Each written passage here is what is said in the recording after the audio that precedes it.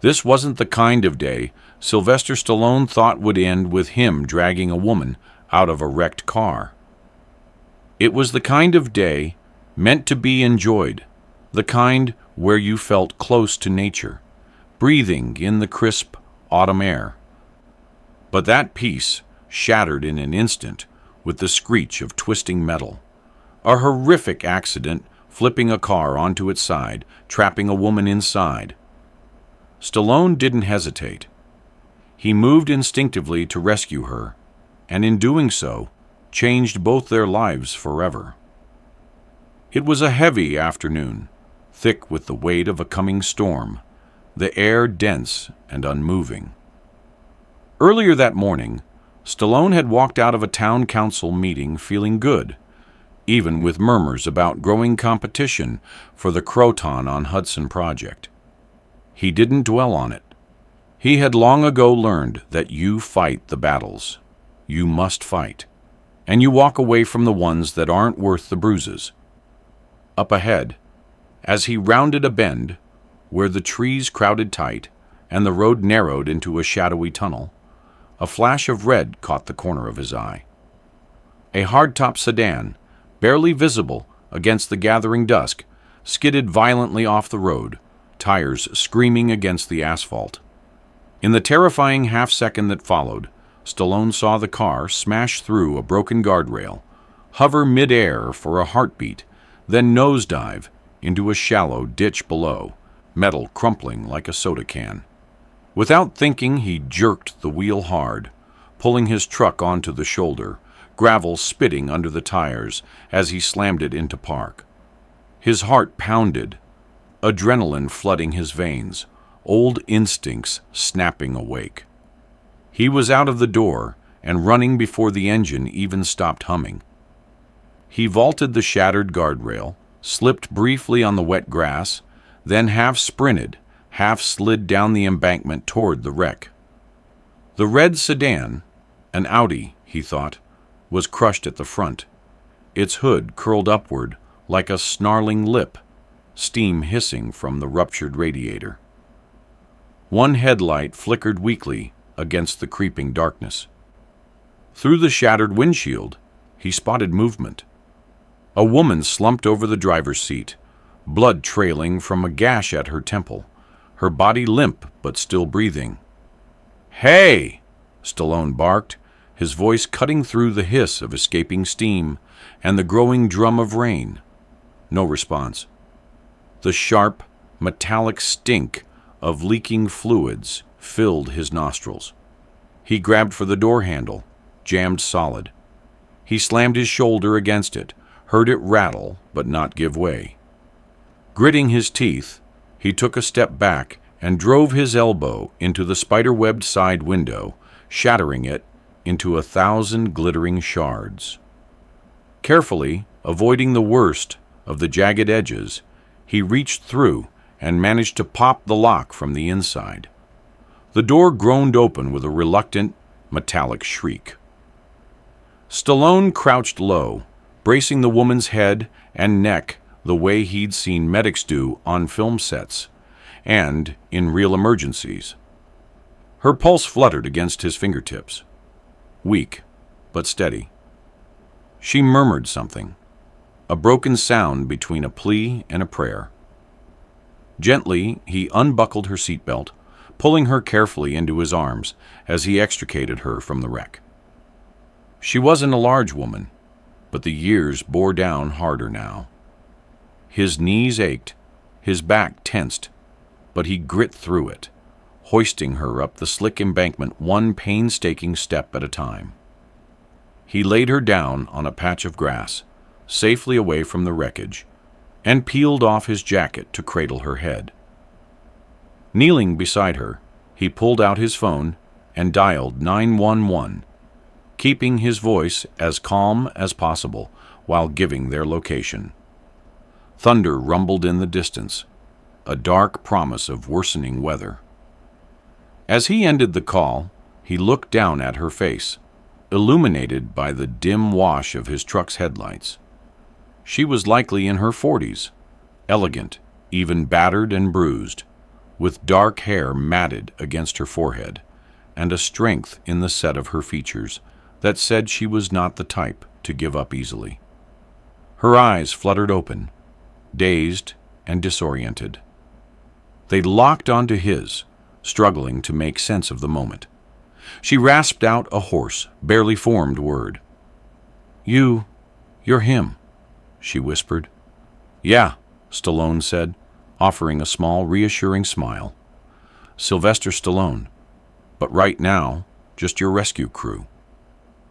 A faint, broken laugh flickered across her face before the pain overwhelmed her again, and she slipped back into shallow, ragged breathing. The sirens grew louder now, the pulse of red and blue flashing against the thick, low clouds. Stallone stayed right there, holding her hand, murmuring quiet reassurances, whether she heard him or not. When the paramedics arrived, they moved swiftly, expertly sliding her onto a stretcher and securing her neck. As they lifted her into the back of the ambulance, Stallone caught a snippet of conversation between an EMT and the dispatcher. Patient identified as Victoria Hale, age 47, local businesswoman. The name slammed into his brain like a bell rung too close to the ear. Victoria Hale, the rival he had been preparing to face for weeks, the sharp contender poised to go head-to-head with him over the Croton deal. He blinked, watching as the ambulance doors clanged shut and the vehicle sped off into the deepening night. For a long time, Stallone just stood there, in the rain, his jacket soaked through, the weight of what had happened pressing down on him. Of all the cars, all the crashes, all the people on this road tonight, he thought with a wry, almost bitter chuckle. He had just pulled his business competitor out of a mangled wreck without a second's hesitation. And even now, even knowing who she was, he wouldn't have changed a single thing.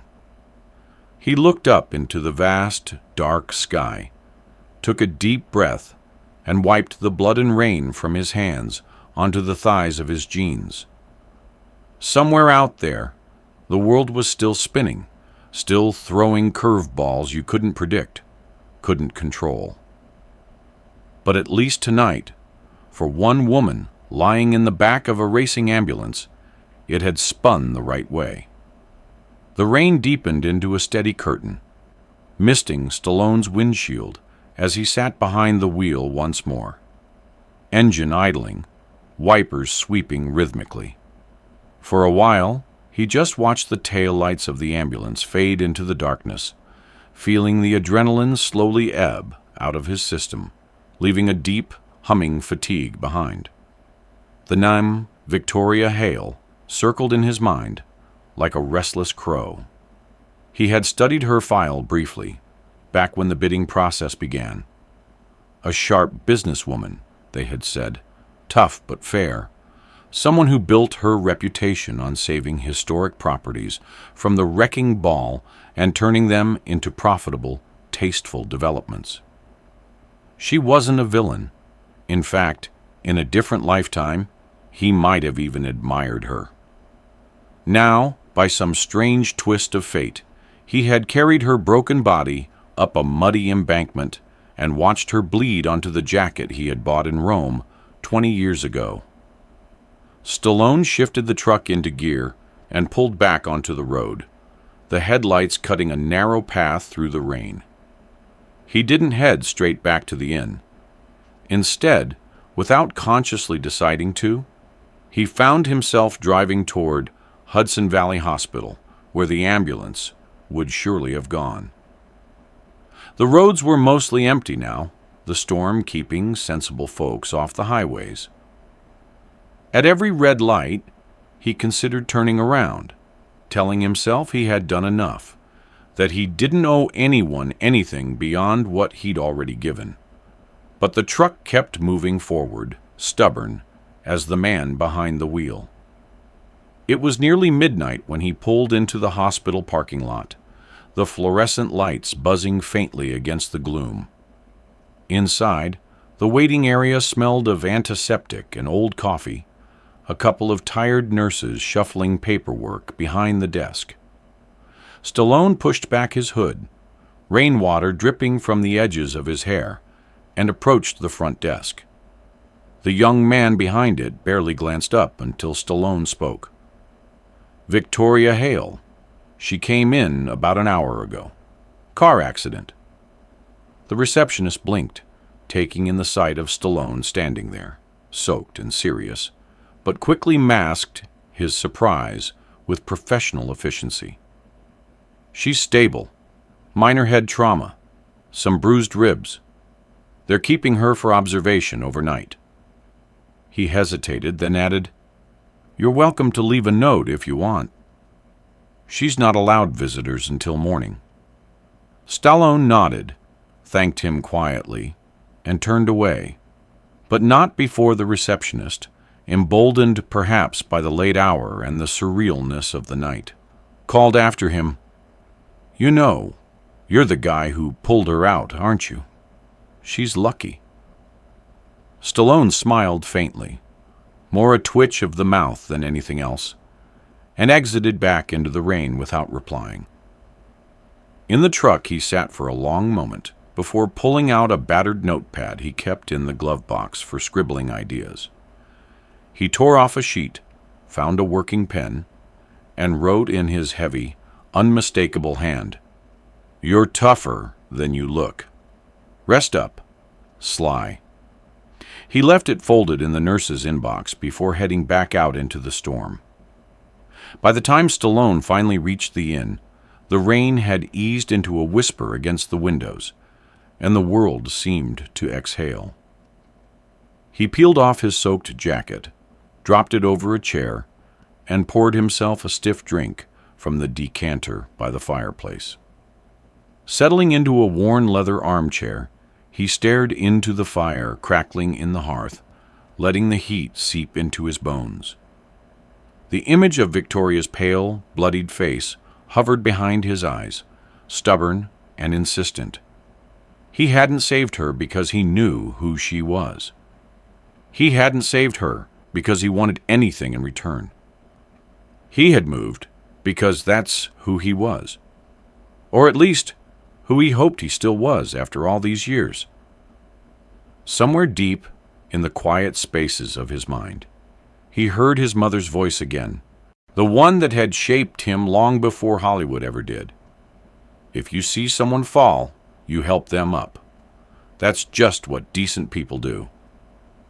He set the glass down on the side table, leaned back, and let the weight of the day pull him into sleep. Morning came gray and slow. Stallone woke stiff and sore, the muscles in his back complaining about last night's rescue mission in ways no action scene ever had. After a quick shower and a cup of black coffee strong enough to peel paint, he found himself dialing a number he had memorized without meaning to. The hospital. A few polite questions later, he learned Victoria was being discharged later that afternoon. He almost hung up there. Almost. Instead, he found himself asking, "Is there someone picking her up?" After a pause, the nurse replied, "No family listed nearby. Just a personal assistant who's flying in from Boston tomorrow." Stallone grunted, thanked her, and stared at the receiver in his hand for a long moment after he hung up. An hour later, he was back behind the wheel, driving north through Croton's sleepy streets, the river flashing silver glimpses through breaks in the trees. He stopped by a florist, picking up a modest bouquet, nothing too flashy, something simple, and a thermos of hot tea from a nearby diner. He didn't quite know what he was doing, and the absurdity of it gnawed at him. He had faced down audiences of thousands, walked into billion-dollar negotiations without blinking, but the thought of showing up at a hospital room door with flowers made his palms sweat like a nervous teenager. Still, he went.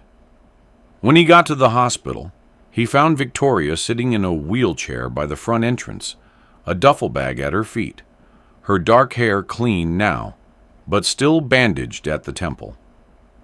She looked up as he approached, her face tightening briefly with something he couldn't quite read. Embarrassment, maybe, or pride, bruised worse than her ribs. "I figured you could use a ride," Stallone said, holding out the thermos like a peace offering. For a moment, she simply stared at him, then, surprisingly, laughed. A dry, throaty sound that somehow managed to chase some of the tension out of the air. "You're not exactly who I expected to see today," she said, accepting the tea with a grateful nod. "Life's funny that way," Stallone said. He gestured toward the truck. "Come on. I promised not to crash." They rode mostly in silence, the cab warm and filled with the faint scent of peppermint tea and damp leather. Victoria sipped from the thermos, staring out the window as the rain-drenched countryside rolled past. Stallone respected the quiet. He had long ago learned that sometimes silence said more than words. As they pulled into the parking lot of a modest hotel near the town center where she was staying, she turned to him, her eyes sharper now. "I know who you are," she said, "and I know why you're here in Croton." Stallone shrugged, offering a small, lopsided smile. "Doesn't change anything. You needed help. That's all that mattered." Victoria looked at him for a long moment, then said, almost reluctantly, "I guess I owe you one." He shook his head. "You don't owe me a damn thing." They sat there a moment longer, the rain ticking against the windshield, two stubborn souls navigating something more complicated than a simple real estate deal. Finally, she opened the door, pausing with one foot out. "Good luck with the bid, Stallone. I have a feeling this town could use someone like you." And just like that, she was gone, the door swinging shut softly behind her, leaving behind only the faint scent of peppermint and a strange new weight pressing against his chest. Stallone sat there for a while, hands resting lightly on the wheel, a half-smile playing at the corner of his mouth. Maybe the world wasn't done surprising him yet. Maybe that wasn't such a bad thing. The next few days unfolded like a slow, hesitant dance. Stallone kept busy, attending more council meetings, refining proposals, walking the crooked pathways of the old Croton-on-Hudson property, imagining what it could become. Yet Victoria Hale lingered at the edges of his thoughts, more often than he cared to admit. He told himself it was curiosity, maybe even rivalry, but deep down he knew it was something simpler and harder to define. In the days following the accident, her name didn't leave the meeting agendas either. Whispers floated through the council chambers about her recovery, about whether she would continue to push for the project. Some said she might drop out, given the timing, but others weren't so sure. Victoria Hale wasn't the type to surrender easily. Stallone respected that, even if it meant more competition for the land he had grown oddly protective of. The project wasn't just business to him anymore. It had become something more personal, tied to the quiet promise he had made to himself to leave behind something meaningful, something that would stand long after the spotlight. It was a Wednesday morning, crisp and clear after a night of heavy rain, when Stallone found himself standing once again before the town council, papers in hand, waiting for his turn to speak. Victoria was already there, seated quietly in the back of the room, a neat bandage still covering part of her forehead, her posture straight and composed. When she caught his eye across the room, she gave the smallest of nods, a silent acknowledgement of the road they had traveled together, though neither said a word aloud. As he spoke, Stallone laid out his vision for the property. A retreat built not just for tourists, but for the local community too, preserving the natural beauty of the riverbank, offering programs for veterans, artists, and teachers. His voice was steady, his words carefully chosen, but there was an undeniable passion simmering beneath the polished surface. When he finished, there was a beat of silence before the council thanked him and called for the next presenter. Victoria rose gracefully from her seat, smoothing her jacket, and walked to the podium. There was a slight limp in her step still, a reminder of how close she had come to tragedy just days before. She stood tall nonetheless, meeting the council members' eyes one by one. "I had come to Croton with a plan," she began, her voice clear and sure. "A plan to turn that land into something profitable, something elegant, yes, but ultimately private." She paused, letting the words settle before continuing. "But sometimes life reminds you what really matters." Her gaze flicked briefly to Stallone, then back to the council. "After recent events, I've reconsidered. I believe this town deserves a project that serves not just its economy, but its heart. I am withdrawing my bid in favor of the proposal you just heard." A ripple of surprise moved through the room, low murmurs rising and falling like the tide. Stallone sat frozen, barely breathing, watching her with a mixture of astonishment and something dangerously close to admiration. Victoria continued, "I have no doubt that Mr. Stallone will honor this land with the care and respect it deserves. Thank you." She stepped away from the podium without flourish, without waiting for applause, and resumed her seat quietly, her expression unreadable. The meeting adjourned shortly after, the council members exchanging glances of consensus. Stallone made his way outside slowly, the cool morning air hitting his face like a baptism. He stood under the old elm tree that shaded the courthouse steps, hands shoved deep in his pockets, sorting through the tumult of emotions swirling in his chest. Moments later, he heard the soft click of heels on stone and turned to find Victoria standing a few feet away, the morning sun catching the loose strands of her dark hair. "You didn't have to do that," Stallone said, his voice low. "I know," she replied simply. For a long moment, they just stood there, two survivors of different kinds of storms, two stubborn souls who had collided in the most unlikely of ways. "I wasn't ready to compete with you anyway," she said, a wry smile ghosting across her lips. "How do you outfight Rocky Balboa?" Stallone chuckled, a deep, warm sound that rumbled up from his chest. "You don't," he said. "You just find a different ring." She smiled fully then, and for the first time since the crash, Stallone saw the woman behind the name, behind the rivalry. She wasn't just a competitor. She was someone who had seen the edge of something terrible and come back stronger, not harder. "Let me buy you a coffee," Stallone said impulsively, gesturing toward the little diner across the street. "It's the least I can do." She hesitated just a second, then nodded. "Only if it's real coffee. None of that watered-down stuff." They crossed the street together, the morning town stirring to life around them. Inside the diner, the waitress barely glanced up from wiping the counter when they entered, but a few locals did a double-take. Stallone in his worn leather jacket, Victoria still bearing the marks of survival, sitting across from each other in a booth like two old friends, or maybe two soldiers who had fought the same war.